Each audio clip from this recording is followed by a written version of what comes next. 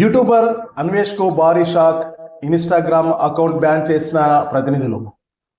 ప్రపంచవ్యాప్తంగా వివిధ దేశాలను చుట్టేస్తూ ట్రావెల్ వీడియోలతో తెలుగు ప్రేక్షకుల్లో విశేష గుర్తింపు పొందిన యూట్యూబర్ అన్వేష్ కు భారీ ఎదురుదెబ్బ తగిలింది. సుమారు 13 లక్షల ఫాలోవర్స్ ఉన్న ఆయన ఇన్స్టాగ్రామ్ ఖాతాను ఆ సంస్థ యాజమాన్యం శాశ్వతంగా తొలగించింది.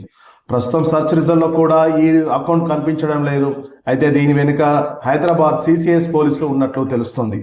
గతంలో అన్వేష్ తన వీడియోలలో భారతదేశాన్ని ఉద్దేశించి చేసిన కొన్ని కీలక వ్యాఖ్యలు తీవ్ర దుమారం రేపాయి. దేశాన్ని తక్కువ చేసి మాట్లాడారని, మత విద్వేషాలు రెచ్చగొట్టేలా ఆయన ప్రవర్తన ఉందని ఆరోపిస్తూ నటి కరాటే కళ్యాణి గతంలో హైదరాబాద్ సిసిఎస్ పోలీసులకు ఫిర్యాదు చేశారు.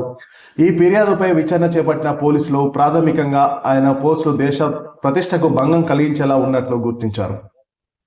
పోలీసుల లేఖతో రంగంలోకి ఇన్స్టాగ్రామ్ ప్రతినిధులు.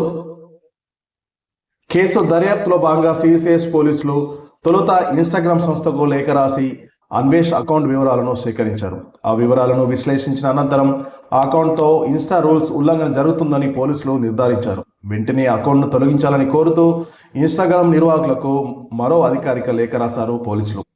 పోలీసుల నుండి స్పష్టమైన ఆధారాలతో కూడిన లేఖ అందడంతో ఇన్స్టాగ్రామ్ యాజమాన్యం అన్వేష్ అకౌంట్ను క్షుణ్ణంగా పరిశీలించింది.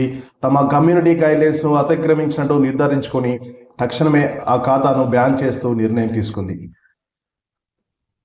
మరోవైపు తెలంగాణ పోలీసులు సోషల్ మీడియా యూజర్స్ కి, సోషల్ మీడియా ఇన్ఫ్లుయెన్సర్ కి గట్టి వార్నింగ్ ఇచ్చింది. దేశ గౌరవానికి భంగం కలిగించిన లేదా మత విద్వేషాలను ప్రోత్సహించినా ఉపేక్షించేది లేదని ఈ ఘటన ద్వారా పోలీసులు స్పష్టమైన హెచ్చరికలు జారీ చేశారు. ఎంతటి పాపులారిటీ ఉన్న వారైనా సరే చట్ట పరిధి దాటి ప్రవర్తిస్తే కఠిన చర్యలు తప్పవని అధికారులు స్పష్టం చేస్తున్నారు.